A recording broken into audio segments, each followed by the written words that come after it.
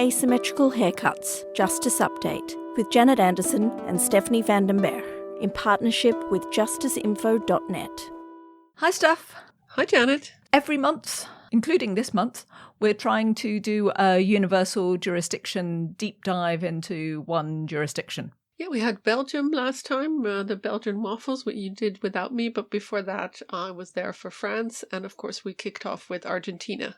This whole series is for you, Melanie O'Brien. She's a friend of the pod and a close listener, and she's sometimes a critic, which is great, but also an appreciator of our work. She said specifically she's enjoying this series, so hoping, Mel, that this is useful. But this time, Steph, I don't just have one jurisdiction. I have at least 4. So how is that going to work, that smorgasbord of jurisdiction? That seems complicated. This time, I thought interesting to try and see it the other way round. And this time I've been exploring ideas around Myanmar and alleged international crimes. Not so much the Rohingya ones, but ones post the military coup in 2021.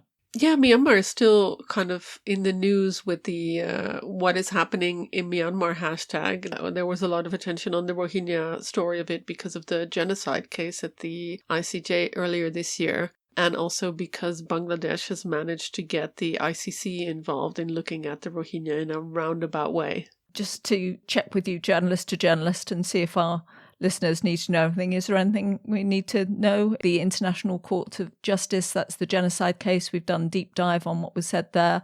Are you expecting anything out soon on that? No, I think they will take at least 6 months to reach any kind of verdict, maybe even longer. And with the ICC in November of 2024, the prosecutor requested an arrest warrant for the Myanmar case, but we don't know if that's been granted. It could have been granted under seal. Part of the Argentina Universal Jurisdiction pod that we did, we were also looking into the investigation there into alleged sexual violence and crimes against Rohingya women. And we also had another pod in where we talked about exactly how that case was brought and how victims went to Argentina to testify. But this pod, we're going to be exploring mainly, really, I think, quite extraordinary investigations which have been opened across Southeast Asia. These are Myanmar's neighbours, essentially telling the military junta. I think that military junta recently became officially civilian, but really, come on. They're saying, no, you can't actually do that to your own people. It's caused big political ructions across Asean. And I thought it'd be interesting to look into this because it kind of balances up all the attention that we give to the cases that are in sort of our own backyards, which are the ones in Germany, France, and even here in the Netherlands. So I started off with Jenna Dolecek, and she's an independent investigator, and she's currently working quite a lot on Ukraine. But previously she had worked at the IIMM, which is something we're going to come back to. That's I'm sure I'll get this slightly wrong, but here we go, the Independent Investigative Mechanism for Myanmar. And she wrote a small series that was on justice in conflict. So thank you to them for publishing those blogs. And she was looking at this different efforts of accountability. So I started and called Jenna and said, before I go into it, Steph, can you guess where she mentioned as the first UJ venue for these various crimes going on in Myanmar? What was she mentioning? Well, I mean, I have to confess that I did listen to the clip before this, but before I listened to the clip, I couldn't imagine what you would come out with. So I had figured maybe Portugal or maybe the US, but it turned out to be none of those. Yeah, well, let's listen and see where she mentions. Turkey was actually the first to have a case accepted. Turkey? Turkey? Why? How? Yeah, that one went very under the radar. So that one was filed by the Myanmar Accountability Project, and we did work with them at the IIMM, assisting them with any evidence or anything they might have requested for that case. That one was also originally for the Rohingya, and I think a main connection there is that, both populations are majority Muslim. And so I think it was just kind of also an assessment, of what courts have pure universal jurisdiction, conditional universal jurisdiction, their kind of history in accepting certain cases. That one has been successful. It has been accepted and an investigation has been opened. And the project just submitted new evidence for another incident that happened. So the original one was for torture that was taking place in detention at a notorious facility called Yechiai in Yangon. And the second one was about the massacre at Paziji in Slagai region. So actually neither have to do with the Rohingya, but there is a connection there. But they were the first court to also accept post-coup war crimes cases and not just the Rohingya case. When you think about different countries and their ability or interest in doing universal jurisdiction and the kind of conditionalities that there can be, where does Turkey lie in your firmament? Turkey's, like we said, kind of an odd one out, but they haven't had necessarily. I think they had to push the initial investigation a bit. I think it was reopened after on an initial look, so they did apply a bit more pressure, but it was successful. And so far, it hasn't been, further rejected. The other incident was submitted, so it's been successful so far, but it's in the very early phases.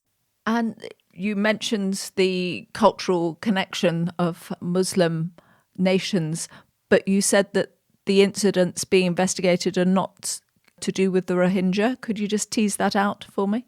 The ICC case and the Argentina case were some of the first and obviously had to do with the Rohingya. So that was where most of the attention was on, understandably, after what had happened in that time, 2017, 2015 to 2019 had come out. So there was a lot of attention on that. The coup happened in 2021, and then that was kind of it. We didn't hear a whole lot. The ICC doesn't have jurisdiction. So it wasn't until a little bit later that Myanmar Accountability Project started submitting post-coup cases, and then other organizations started submitting post-coup cases. But for Turkey, the reason why they accepted the Yechiai case was because Turkey is a party to the UN Convention Against Torture. And I believe they have opened some other cases or looking into other cases on torture. So that was actually the post-coup case connection was torture allegations. And in your blog post, you also mentioned some other countries where things have been less successful. And there were two in Asia, Philippines and Indonesia. Do you want to run through those? Indonesia was a very interesting case. So what had happened was a lot of Rohingya did flee to Indonesia. Again, they also had a large Muslim population, and it's just geographically closer to Myanmar. So a lot of Rohingya refugees in Indonesia wanted to explore whether or not they could do anything there. But the issue ended up being the Indonesian constitution. So the wording in the constitution says that any individual can bring a case of human rights violations. But when that case was submitted and went to court, they rejected the case, saying, no, that's only any individual means Indonesian citizens only, not any individual in the world. So then there was a push by Indonesian human rights organizations, Indonesian lawyers, to actually change the language of the Indonesian constitution to mean any human, not any Indonesian citizen. Unfortunately, that was again rejected by the Indonesian court. For the Philippines, this was again by the Myanmar Accountability Project, and they decided to file the case after Duterte was taken to The Hague, and there was a change in administration which signaled to be more open to human rights. So that case was filed in the new administration, and this one happened to do, again, with post-coup crimes in the western state of Chin. So Chin state was very heavily targeted by the Myanmar military, and it is unfortunately well known for a series of kind of arson campaigns. A couple years ago, it's essentially a ghost town now because of how heavily it was attacked by the military multiple times over a several-month period. So they're pushing for Philippines to open an investigation to that case. And you also mentioned Germany, kind of the stalwart of universal jurisdiction cases with the ability to open structural investigations and, all the bells and whistles. So what about Germany? Yeah, Germany was also an interesting case. So that one, their explanation for the rejection was a little unfortunate because they said one of the reasons they didn't want to was because it would duplicate efforts of the independent investigative mechanism for Myanmar. But the issue with that is the mechanism has zero prosecutorial powers whatsoever. They can't open cases in courts. They can't issue arrest warrants. All they do is gather evidence.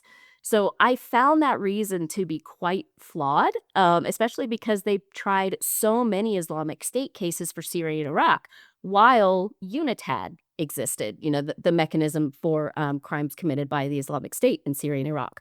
So I really did not understand that reasoning there, to be quite honest. And none of us really did. We were kind of very disappointed by that. Jenna mentioned in that interview the Myanmar Accountability Project. If you carry on listening all the way through to this podcast, then you'll hear that I also got an update from the director there, Chris Gunness, which will play as part of this. But what about what Jenna had to say? What are your thoughts, Steph? I thought it was really interesting how they're trying to get these universal jurisdiction cases, and that some countries are happy to take them because Myanmar people have fled to their territory, and in other states it's much more complicated. She talked a little bit about Indonesia and trying to get a case there, but it wasn't possible because the people weren't Indonesian citizens, and then they tried somewhere else. And so I thought it was interesting that there is this big willingness by Asian kind of grassroots organizations in their own countries to bring these cases to trial. So talking about Asian grassroots organisations, that was my next stop.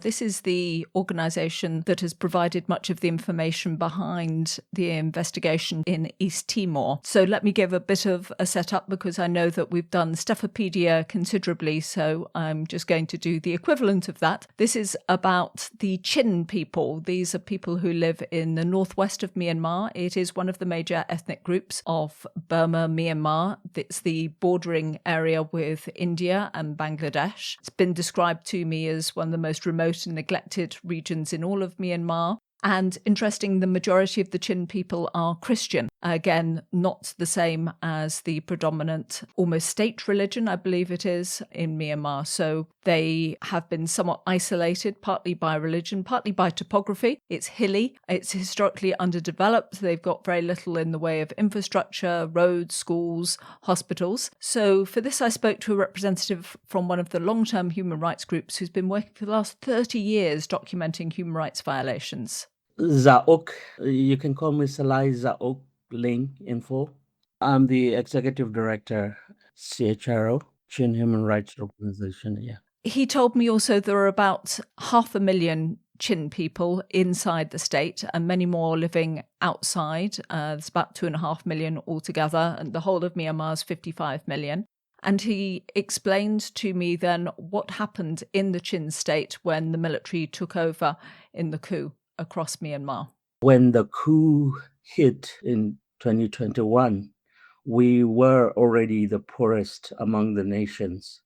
Yet the regime decided to attack Chin State first militarily when people rose up and all civil servants walked out of their job in protest and people protested on the streets. So that's when they decided that somehow Chin State should be made an example of how opposition to military coup would be met. So they sent in thousands and thousands of troops to the region and started attacking the people there. And part of the military's strategy, war tactics, has always been what's famously called the four-cut strategy, which involves, physical cutting off of access to road, access to food supplies, and all of that compounded the already dire situation in the state. So 5 years later, we have nearly a third of the population being displaced because of the military's violence. What I'm interested in understanding from you is what prompted you to try to get some accountability for what, and how did you approach it? I mean, what was it that made you try to go down this route? Well, because following the coup, the scale of the violations and the severity, the brutality of the military was unprecedented. We're talking about our organization having been engaged in human rights documentation for the last 30 years. And we have never seen such a massive scale, and also the level of brutality was so shocking that when we started documenting cases, we realized that these are, in fact, war crimes and crimes against humanity under international law. And that's when we looked at some of the cases and decided that years of documentation and the amount of evidence that we have may, in fact, be enough evidence for any kind of legal accountability. So we started, revisiting cases or pay more attention to details in our documentation so that any evidence that we gather from interviews with victims, from survivors, and our own documentation on the ground can all be made in such a way that meets the legal threshold of a war crime, international crimes of atrocities. Did you have a sense, though, that the international community's gaze has been so focused on the Rohingya and what's happened in Rakhine State? Did you have a sense that, what about us? Yeah, certainly. And the Rohingya situation has caught international attention and been dominating whatever comes out of Myanmar, Burma. And for the right reason, because they are the most vulnerable groups in the country, and they've been subject to horrific crimes. And there are many parallels to the Rohingya situation because we are also a religious minority, systematically persecuted for decades. The difference is that Rohingyas are more vulnerable because their lack of citizenship, whereas the Chin, we are co-founding member of the Union of Burma when it started out as a nation, and we have at least been accommodated to some extent. So when the violations intensified and the displacement and the resulting humanitarian crisis that has been deliberately directed against our people, we saw the similarity. In fact, from a religious minority perspective, we've been facing the same kind of restrictions, discrimination for decades. It's certainly been an inspiring factor when we see our own situation. And the specific incident or set of incidents that you have brought to the attention of East Timor, can you give me some of the details there? So, for example, there's a sexual violence against a Chin woman, a heavily pregnant woman who was gang raped by the Burmese soldiers in front of her husband. Imagine that kind of brutality and inhumanity. These are cases that has been neglected for so long, and the Burmese military, their level of brutality speaks for itself. So it involves mass destruction of religious buildings, churches, and a specific case where a war crime may have been committed when they bombed a hospital and patients, medical workers were killed. So the systematic and widespread nature of the crimes committed in Chin State suggest that there's a well-intentioned policy behind the attacks. And who is it that you're asking to be held accountable for these? We name 14 individuals, including from the bottom to top chain of command.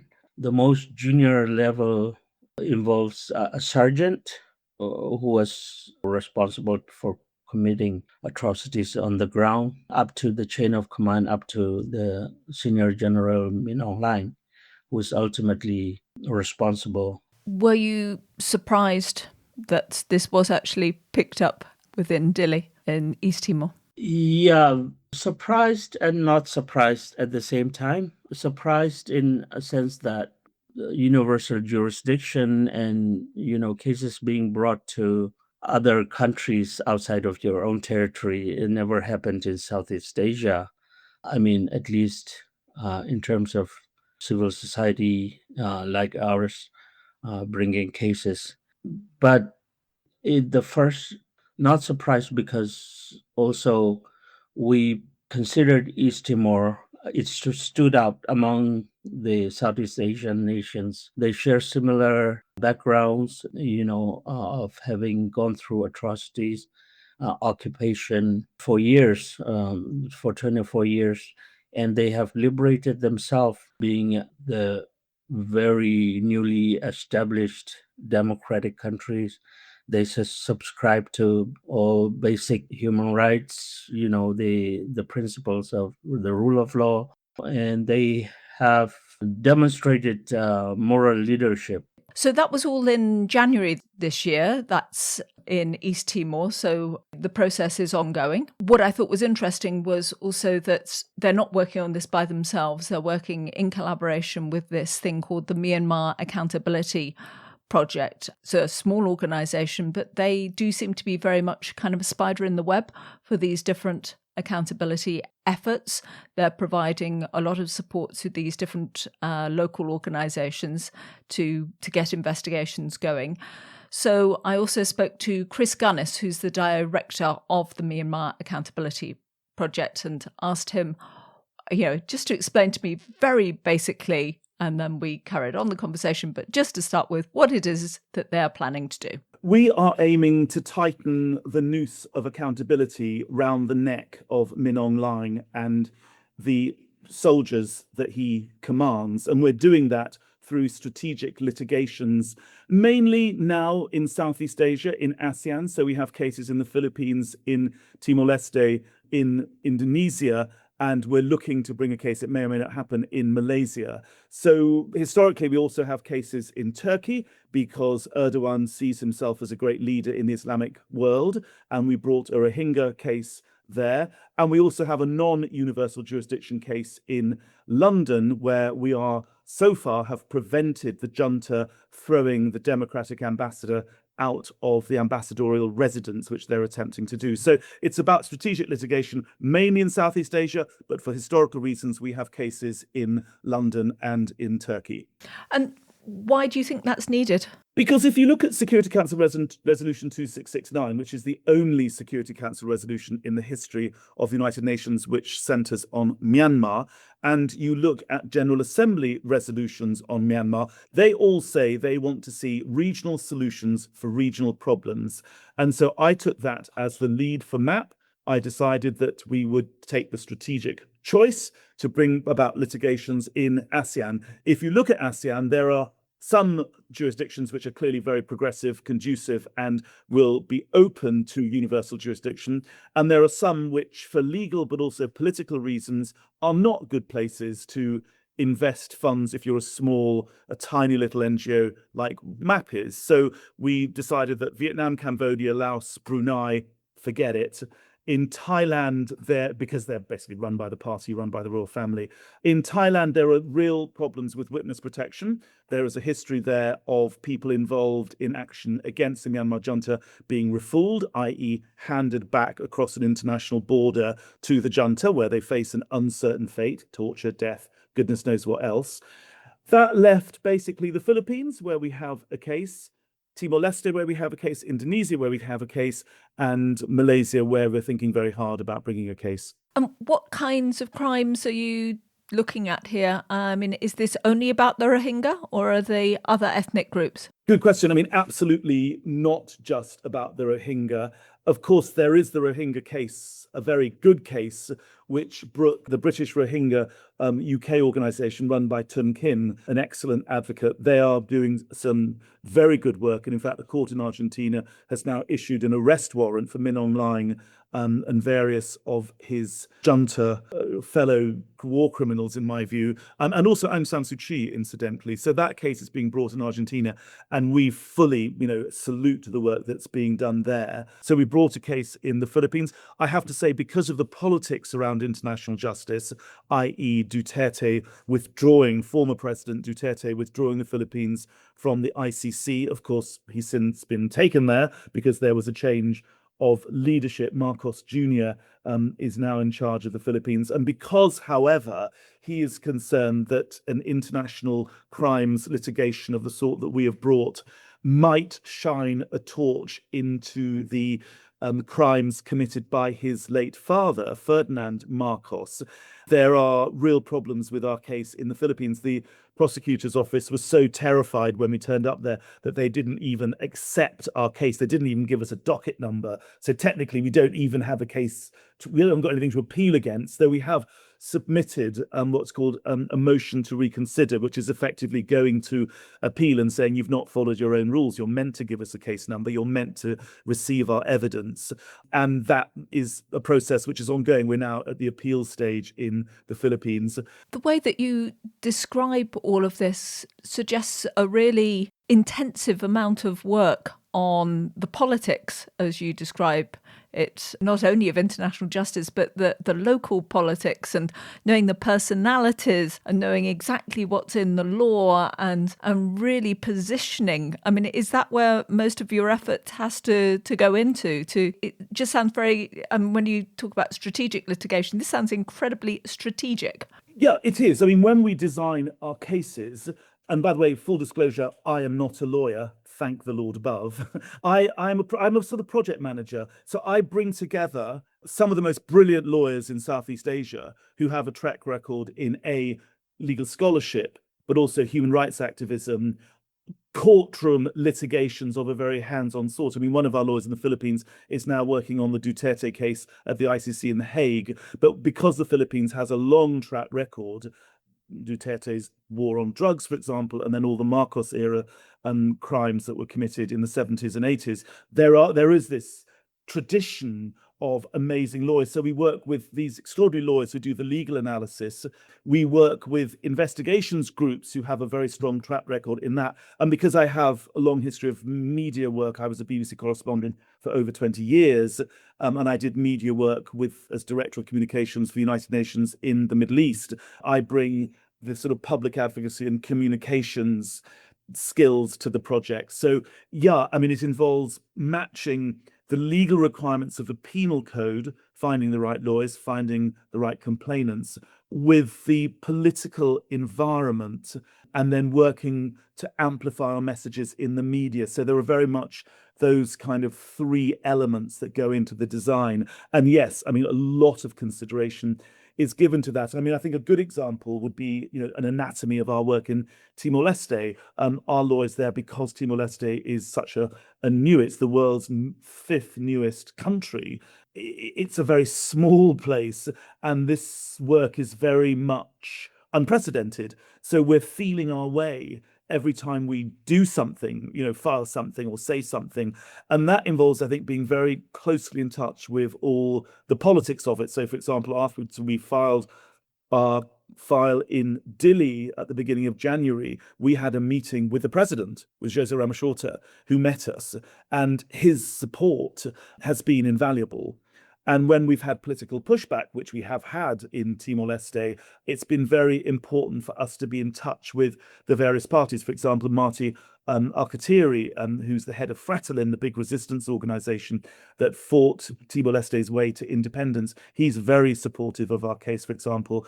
The ombudsman has been very supportive. So there are key players within Timor-Leste who we have very good relations with. And so we have tested the water, tested messaging, tested various legal processes on them and brought them on board. And that has been a very, very important part of our work in Timor-Leste.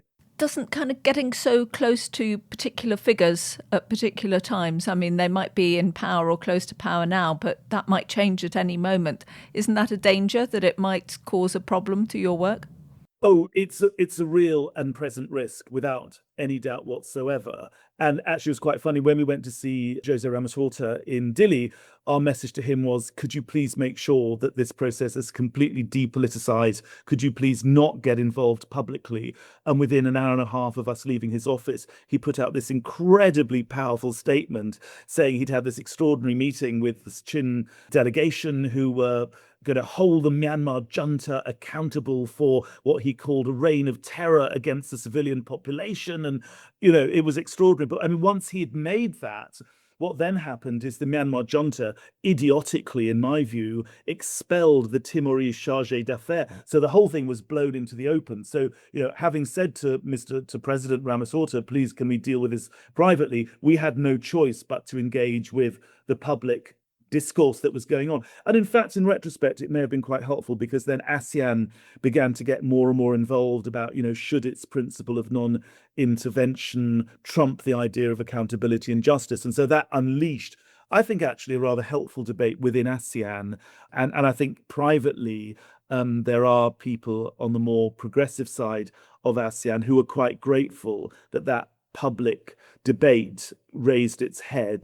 I think within ASEAN, there's a lot of frustration which was vented, and our case, in a way, was a valve which allowed some of that venting to come out into the open, which I think has been a good thing. But generally speaking, our message is to politicians where we work is this is actually a legal process, and that political interference is not going to be very helpful. But inevitably, not least because of the rather overblown reaction of the Myanmar junta, these ideas and these issues and the whole question of universal jurisdiction get blown out into the open. And I have to say, universal jurisdiction and the development of customary international law is very, very underdeveloped in Southeast Asia. So having a public debate about it, more people now know what universal jurisdiction is in Southeast Asia than before we started working there. And I think that in and of itself is a very good thing. That's what I wanted to pick up, was this. I think of universal jurisdiction still as quite esoteric, even in Europe. Of course, we've seen a lot of trials here, of Syria trials, Yazidi trials, Rwanda, stuff connected to, colonial past, essentially not connected to colonial past, but for the fact that there are some colonial connections. So Rwanda trials have happened because Rwandans happen to be in places where they have traditionally, lived outside of their own country. But it's still very small. It's still not very well known at all. So how on earth did you land on this as Chris, not a lawyer, Gunness? Well, I am someone who believes passionately in the power of information, and I have believed that since the early 80s when I became a journalist at the BBC. And I used to work on cases involving egregious abuses of human rights as a young reporter. For me, news was about oppressed people in hot countries. And so I'd find myself in Bangladesh, in Afghanistan, in Cambodia, and I'd be reporting on these appalling abuses. And it would go out and it would be a headline on the BBC, and it would be at the bottom of the birdcage, 24 hours later, and people would have forgotten about it. And I used to give information to human rights organizations who, again, would put out brilliantly researched reports, and through press releases, they would, again, make the headlines on the BBC for 24 hours and then disappear. And so when the coup happened in Myanmar in February 2021, nobody was doing universal jurisdiction cases for crimes committed since the coup. And I realized that this was a really sustainable, productive way of using information. And so my interest in universal jurisdiction comes from my interest, which is over 40 years old, in the power of information and how information can be used. And it's very clear to me that the cases that we've brought have generated a real interest in the information, in the facts, in the reality of what is happening inside Myanmar.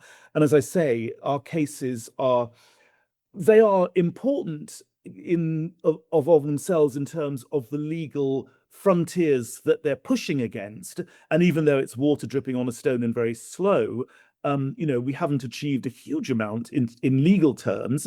We've got some investigations open. We've engaged some prosecutorial offices. We've engaged some political entities.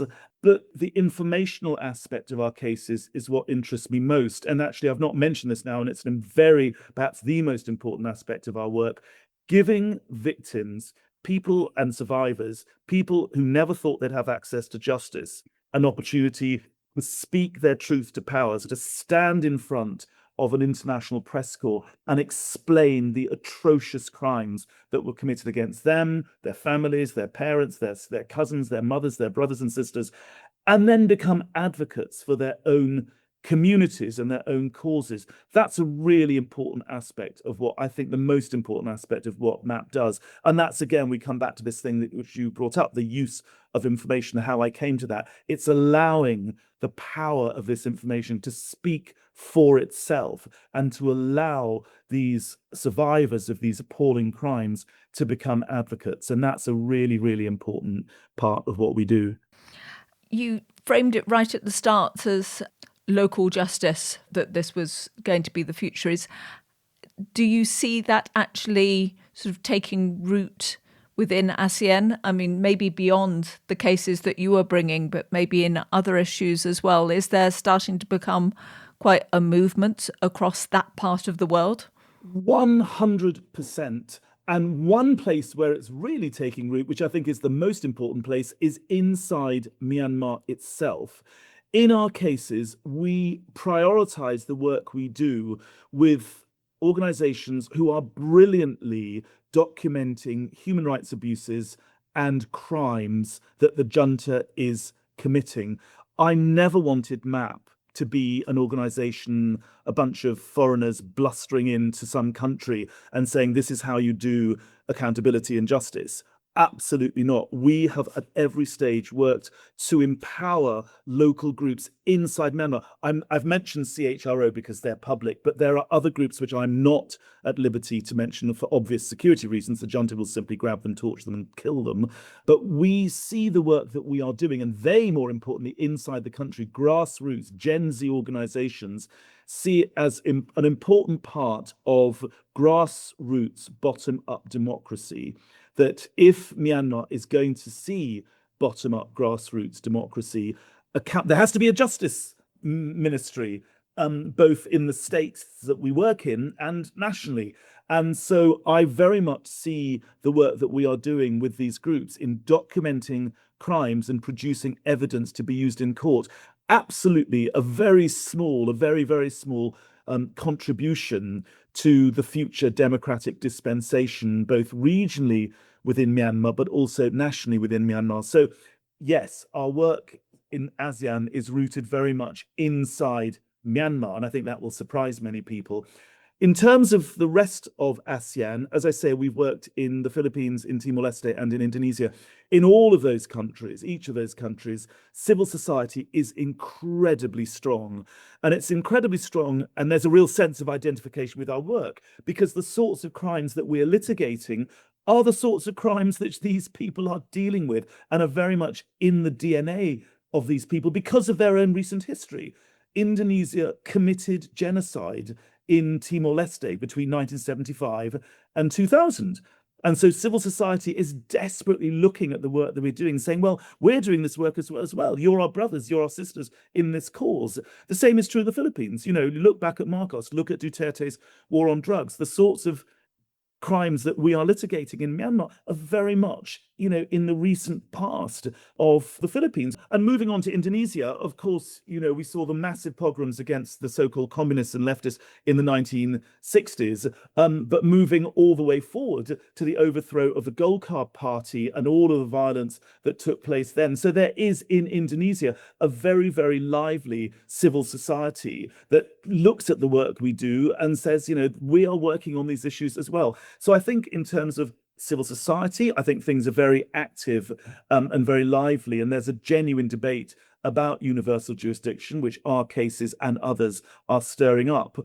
And I think moving on to governments, yes, there is resistance. Yes, there are some governments who are saying we cannot interfere. There's this ASEAN injunction against interference. There is also the ASEAN Human Rights Charter, by the way, folks, which also, you know, which makes it an obligation for people to have access to justice.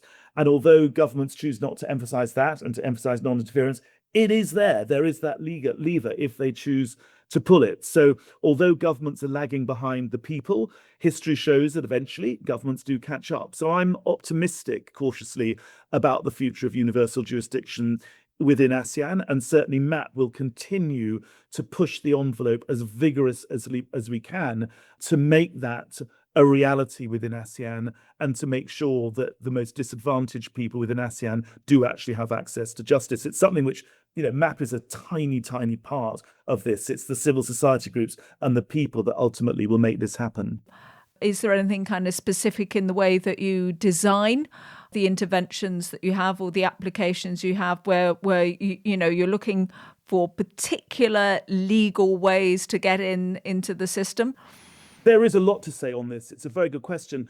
We begin each initiative in any jurisdiction we go to with me finding the right lawyers who will understand the extent to which the National Penal Code will allow a universal jurisdiction case. So let's take Indonesia. The new penal code which came into force in January this year, specifically allows, so they have specific articles which allow for universal jurisdiction. So in our submission, we analysed those articles very, very carefully.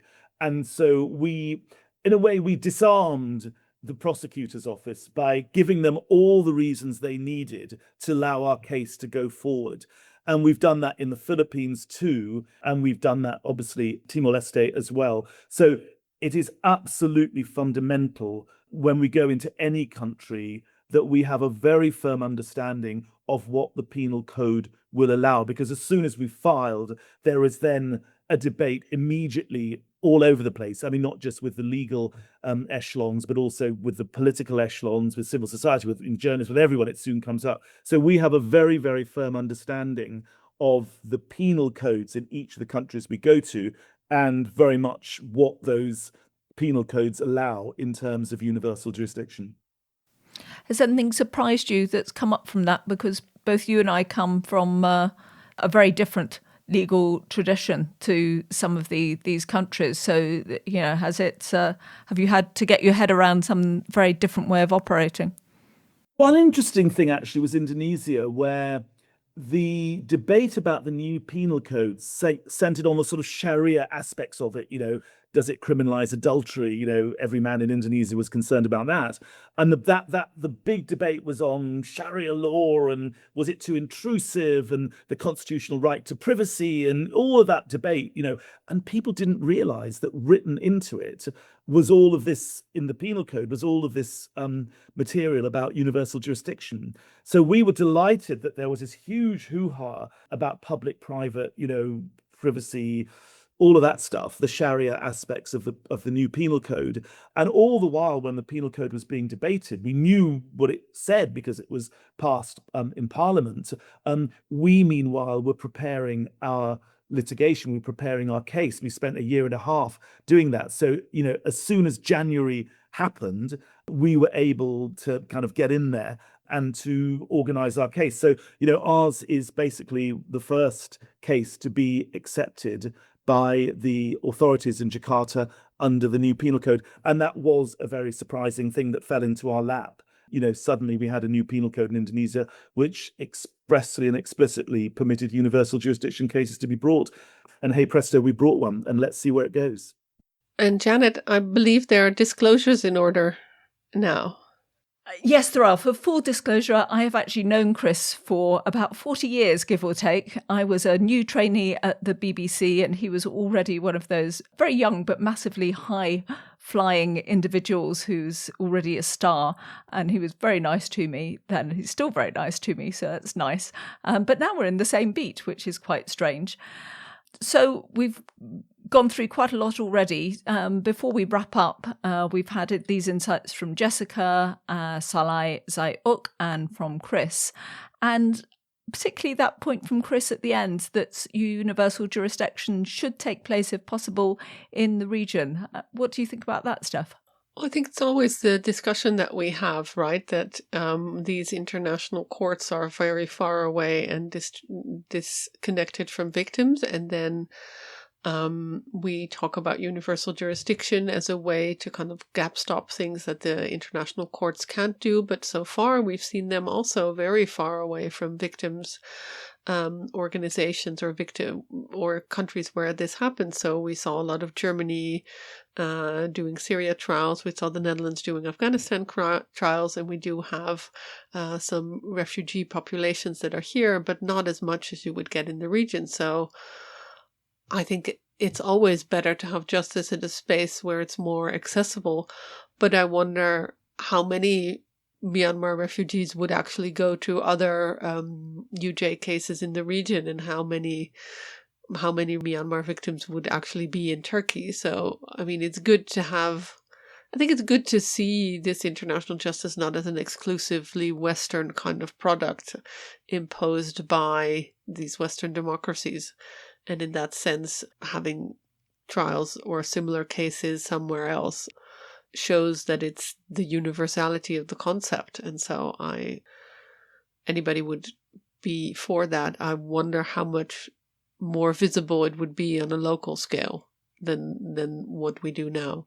Well, let's just have a final word from at least two of our contributors. First from Zaj Uk, and I was asking him, what matters about this to him. And he said that he really works on behalf of his community, and people have told him from his community that at the end of the day, it won't be the outcome, whether somebody is actually held responsible or not.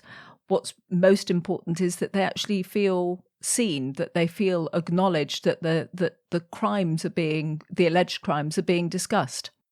What I think really matters most, at least for us, is the acknowledgement. Here's a country, Myanmar, that has received very little international attention over the years, despite the horrific situation that has been taking place for decades, and especially since the military coup. And we don't have any independent legal mechanisms that we can rely upon. And being able to be heard, what we've gone through, what the people of Chin State has gone through, that in itself is a win for us already.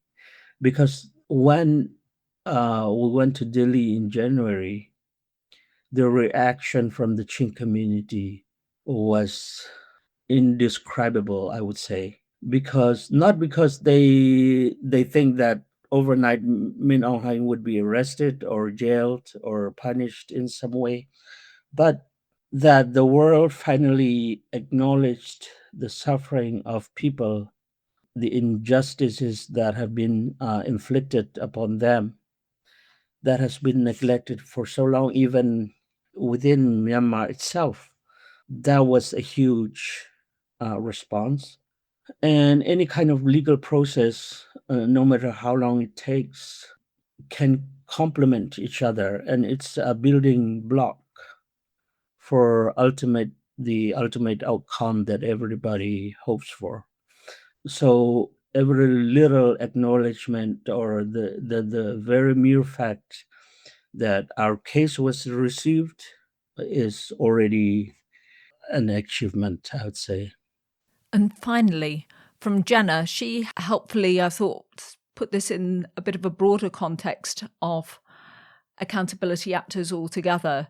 She likes very much what she sees as this cooperation in this field. And, because she's partly a Myanmar specialist, but also she's got now this experience with Ukraine, and she's been in other jurisdictions previously. She says what she sees in this Myanmar thing is all these different organizations actually working together, that it's really showing, as you've said, Steph, that universal jurisdiction sometimes does things that the international courts can't always get done, but they're doing it with these different organizations cooperating. And maybe this experience that people are going through, the human rights activists and the accountability actors, are actually looking forward to what kind of a justice system they would want to build for themselves in Myanmar in the future. We're seeing civil society really go for everything at at their disposal, I think, in a way that we really haven't seen with conflicts before. I think, as far as I'm aware, maybe with the exception of Islamic State cases, this is kind of the most active, I've seen civil society, definitely within my kind of lifetime. So I could definitely be wrong. But at least for now, we're seeing a lot of not just well-known kind of international NGOs like Legal Action Worldwide, but, civil society organizations from Myanmar. The citizens themselves kind of trying to take this into their own hands, which is wonderful. This is their country, it's their future. So it's not just the international community, which is great. And there's been a lot of collaboration, which is wonderful, between all these organizations and filing these cases. This is a situation where we kind of have to use every avenue available to us, just especially because of the limited jurisdiction of the ICC, only being able to look at the individuals that fled to Bangladesh. So that's such a tiny proportion of, kind of the wider conflict. There's still Rohingya in Myanmar, and, a diaspora and everything. But so many post-coup crimes, most of the attention was put on the genocide, but there's been so many other crimes in the rest of the country. And not to mention, it's the longest ongoing civil war in the world. And the crimes that were committed decades ago, nothing ever came of those, So I think this is also a way for some of that to not necessarily come to light itself, or for those crimes to be tried, but at least there's a chance for much wider kind of prosecution or crimes to get attention and get the accountability they deserve. And not to mention, it's only those at the very top that go to the ICC, and there's a lot of people lower down that have a lot of responsibility that deserve, that should have their day in court as well. And so that's kind of why I think, universal jurisdiction is an excellent tool to use in these situations where other jurisdiction is lacking. But also another thing was looking at future models that Myanmar can use. Because like we said, these crimes are so widespread and over such amount of time, we're going to need some, I think, kind of hybrid approaches to address everything, and in a way that's meaningful to the people of Myanmar, not just the international community, but what they want and how they see justice being served for them. Yeah, I think those are very valid points. I think in the end, for victims, what matters is that somebody with some stature looked at these alleged crimes and had an opinion about it, even if their own justice couldn't do it. But also, as we have this question of what international justice and what international organizations can do, moving towards more universal jurisdiction and countries picking that up is maybe also a way to bolster that idea that there can still be accountability. But thank you so much for this very much needed, very deep dive. I'm sorry I wasn't there for most of it, but you did put me up to speed, so thank you. Great. That's the job of the podcast, getting everybody up to speed. I really enjoyed doing it, and let's see what we can produce next time round and see which jurisdiction we can go into. Just to say, in terms of the whole process, I have no idea from month to month which jurisdiction we're going to take. It depends what we can get hold of. But I have this big idea that right at the end that we do a whole series on the Netherlands, because I think that would be interesting as some kind of a comparison point to ask all kinds of questions that we'd like to ask about our own local jurisdiction and compare it with all of these different other places that we've been looking at. Oh, that sounds good. I will start buttering up the Dutch officials that will need to talk to us. This was Asymmetrical Haircuts, your international justice podcast, created and presented by Janet Anderson and Stephanie van den Berg. This episode was created in partnership with justiceinfo.net, an independent site covering justice efforts for mass violence, and with the Hague Humanity Hub. Music is by autonautics.com. You can find show notes and everything about the podcast on asymmetricalhaircuts.com. This show is available on every major podcast service, so please subscribe, give us a rating, and spread the word.